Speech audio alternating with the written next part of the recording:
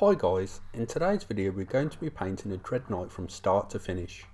But first of all I want to say a huge thank you to my YouTube channel sponsors Goblin Gaming. Please check the description box down below, you'll find a direct link to their web store, and this link helps my YouTube channel, so please use the link in the description box provided. I also want to thank a really great guy called Tim who sent me the Dread Knight as a gift, so thank you very much Tim. As always guys, this is going to be a very long video, so please go grab yourselves a nice hot drink, go get comfortable, and we'll get started. After building the miniature, I'm going to start priming using Alclad 2's white primer.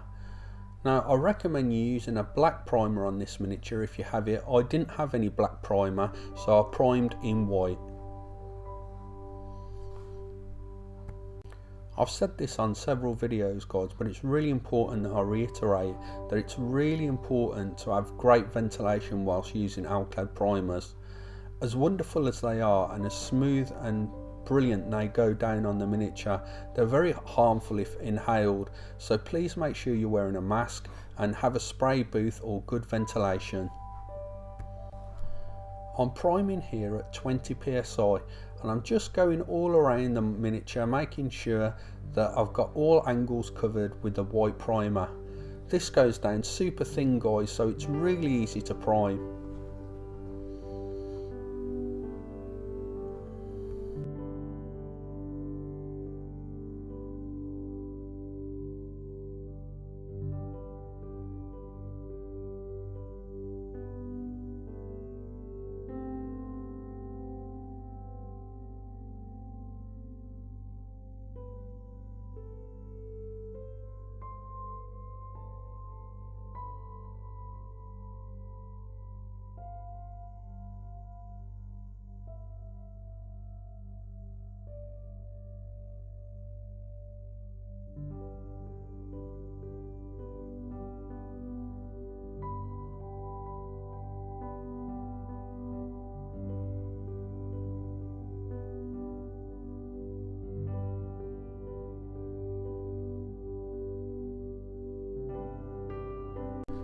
Because I didn't have a black primer, I'm actually going to lay down a base coat of Vallejo Game Air Black all over the miniature.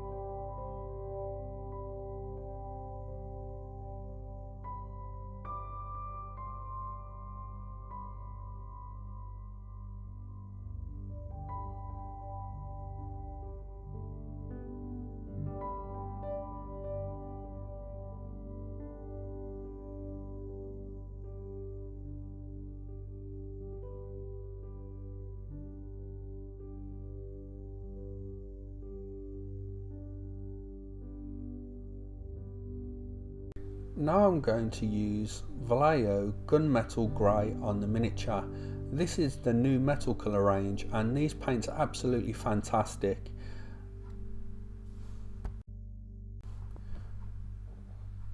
The Vallejo metal colour is a really thin and fine paint, so I've dropped down the PSI here to 15 and I'm working very slowly at just building up a nice smooth even layer.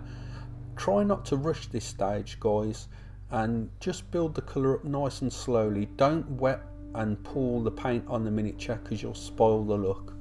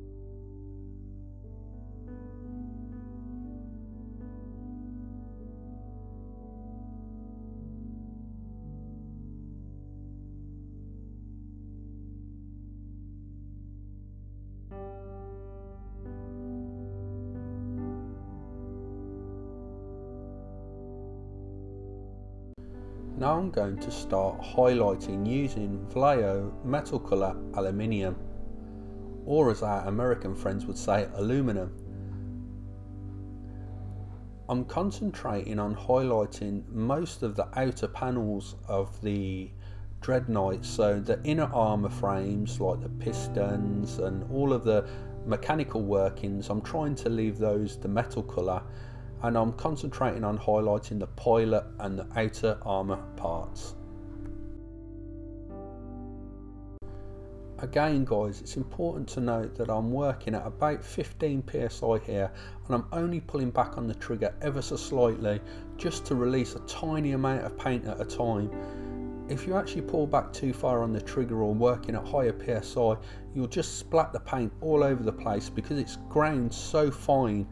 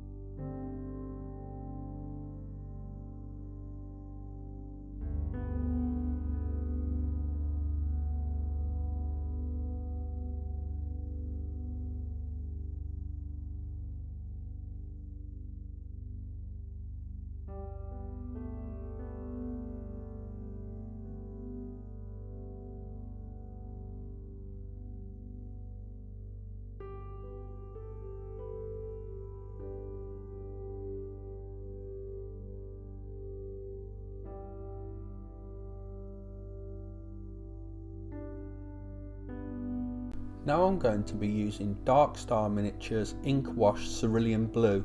This is a new wash that's been produced by Dark Star Miniatures, and it's a great set of paints that I will be reviewing soon.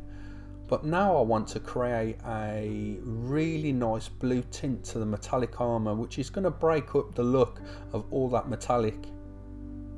Again, I'm working at really low psi because the ink wash is very thin and I want to build up the effect really slowly. So I'm working at 15 psi and I'm just ever so slightly pulling back on the trigger and just building up that blue tint very slowly.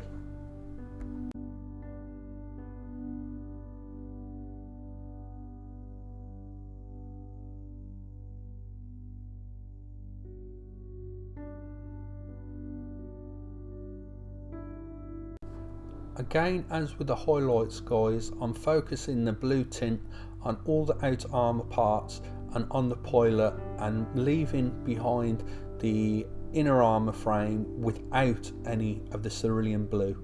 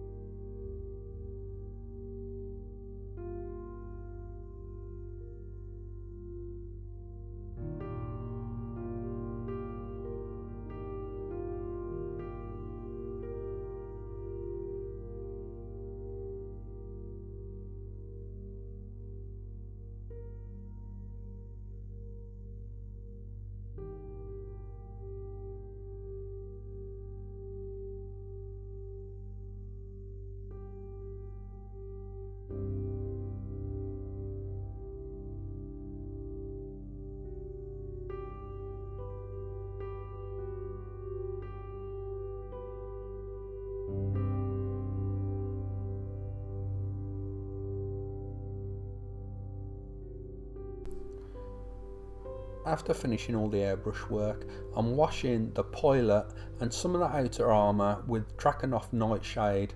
This is going to add some really deep shading to the metallic armour parts, but I'm careful not to place too much of it on the open armour panels as it will stain in areas that I don't want it to be.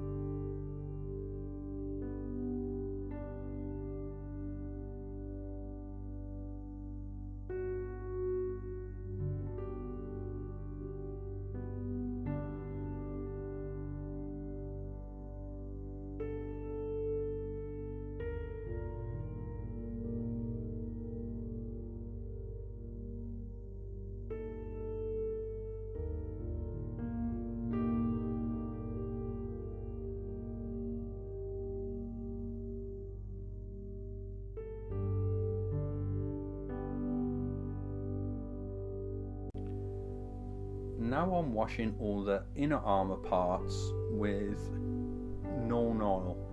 It's important to note that I wash it twice, so I wash all around the inner armour parts with Nuln Oil, I let it dry, and then I give it another wash. This is going to really dull down that inner armour and differentiate it from the outer armour, so there'll be two different types. There'll be the cerulean blue with the Draconoff Nightshade on the outer armour, and on the inner armour we'll have the Nuln Oil, and it'll create a really cool different look to the metallics.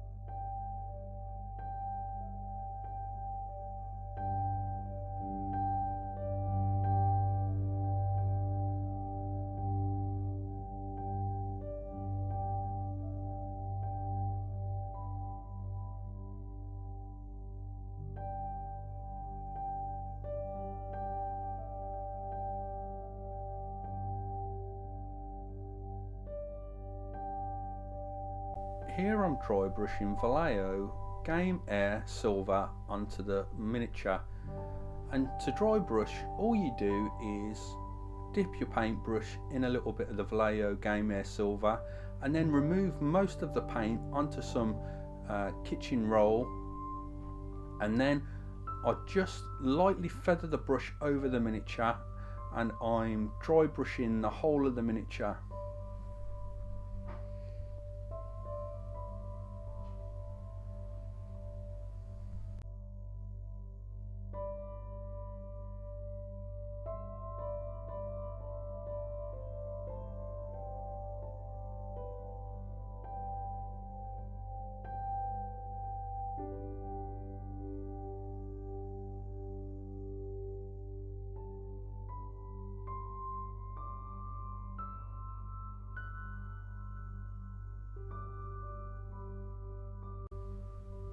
Now I'm going to start adding some detail to the script work using Dark Star Molten Metals Classic Gold.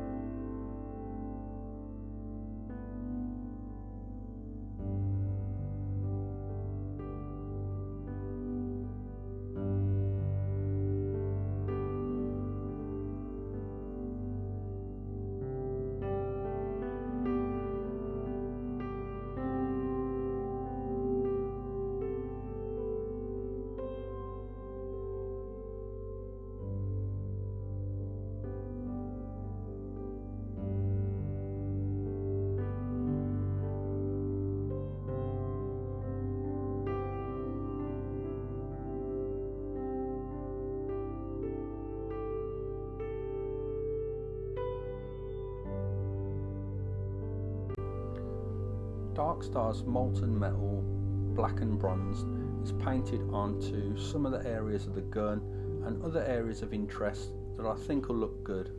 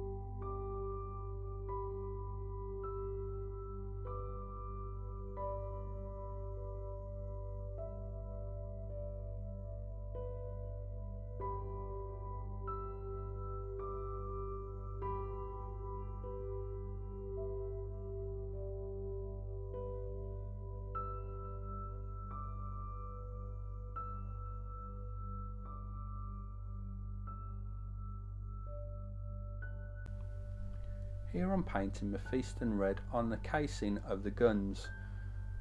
This is going to break up all of the metallic work and it's going to look similar to the box art.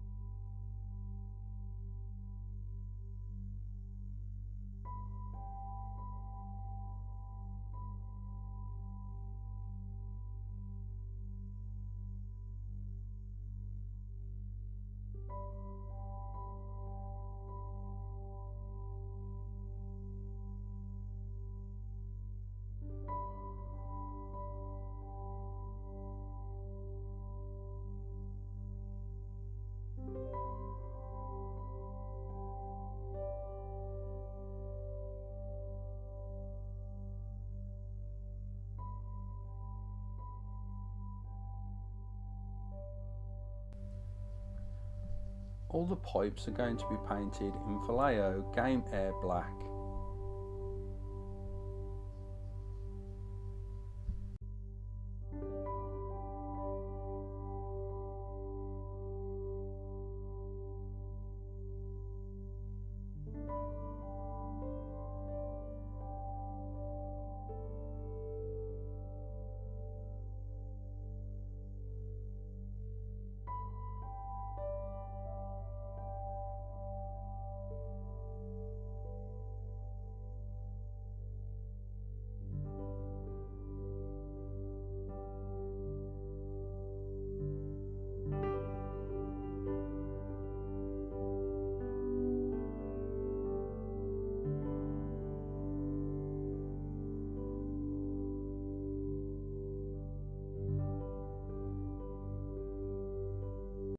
All the red armour parts are getting a wash with Games Workshop's Wash Caraborn Crimson.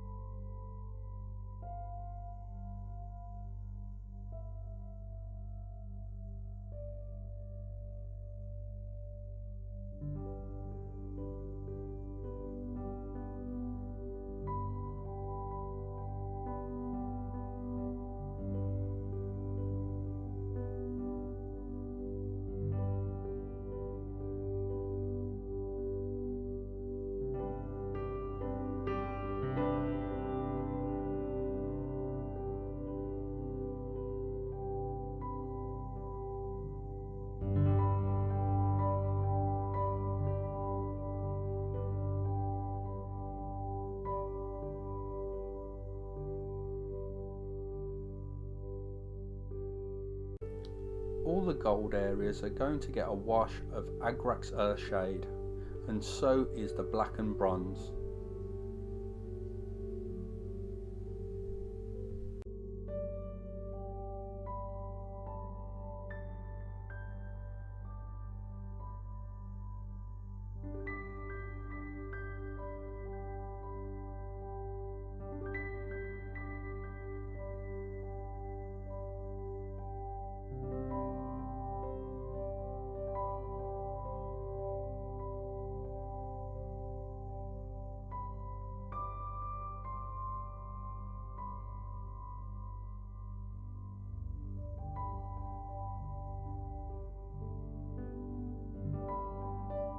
The base is getting a base coat of Games Workshop's Doom Ball Brown, and after the Doom Ball Brown's dried, I'm then going to place down Games Workshop's Technical Paint Martian Iron Earth. And here we have our finished Dread Knight. What a great mini this has been to paint, and my very first Grey Knight, to be honest guys. I love the look of this unit. It reminds me of those robots in the second Matrix film, which I absolutely love, and I know some people don't like that film that much, but I really enjoyed it. So please let me know what you think of the Dread Knight in the comments field down below. As always, I really love reading all your comments guys, so please leave a comment, and if you enjoyed the videos, please hit the like button. Lastly, I would like to thank all of my Patreon supporters guys. It means a lot to me that I've got so much of a following on Patreon now, and also another huge thank you to Tim for sending me the mini out as a gift. So thank you Tim, thank you to all my Patreon supporters, and thank you for watching this video, and I'll catch you in the next one.